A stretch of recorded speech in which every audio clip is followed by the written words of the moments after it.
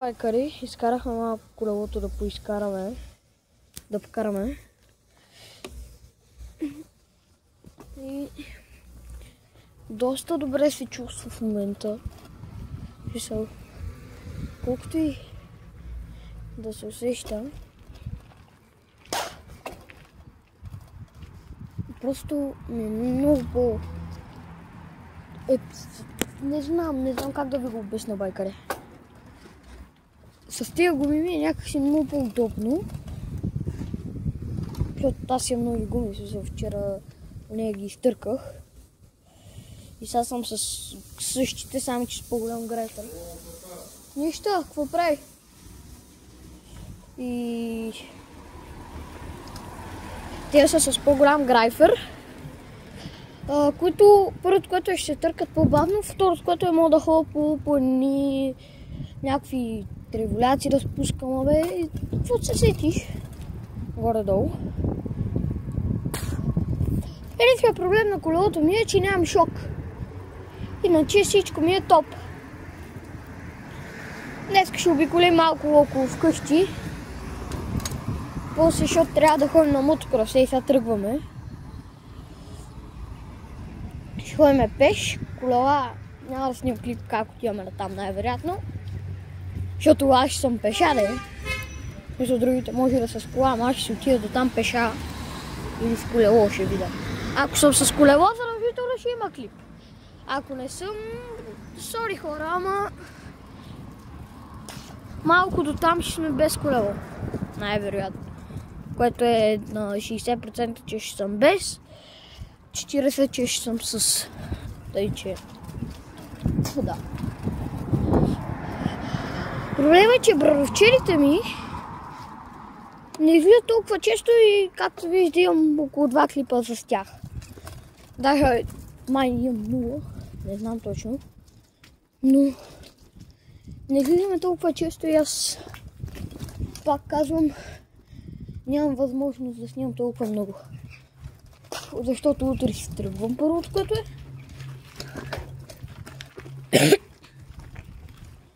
Най-вероятно те ще правят някакви клипове. Ще ми ги пращат на мене. Точно ще виждате другия байкър. Не с моето колело. И да. Чайте, малко да обиколим. Като цяло, байкъри, след 2 дни, даже след 1, утре демек, си тръгвам, клиповете свършват горе-долу.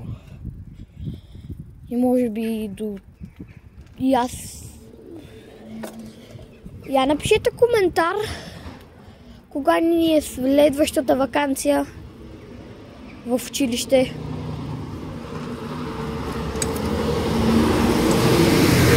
Да видим, викам. Тук да ме минават много камиони. Е страшно, ама какво трябва да се прави. Между другото, телефона ми е леден. И буквално трябва да го държа с една ръка и ръката ми изтръпва. Тъй че, сори пичове, ама малко така ще караме. Сега не виждате толкова спускания, може би за другия път, когато дойда. Ще има спускания глупости и ще карам вече с 2 ръце. Защото ще взема най-вероятно така стой, където е за... Това, чакайте малко. Пази се да мине лапито ви.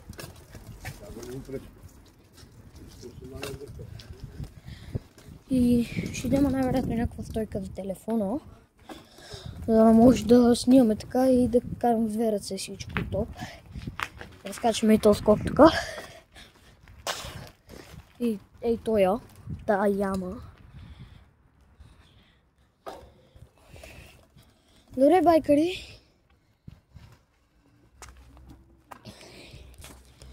Да направим последен кадър на колелото най-вероятно. Не е последен кадър, ама един от последните ще. Така, гумите вчера ги смених с Максис, абсолютно същите, но с по-голям грайфер. Отзад абсолютно същото. Седалката може би другия път ще си е сменила. Тук нямаме шок, което е гадно. На 24-та има. Снимам. И тук волана, бара.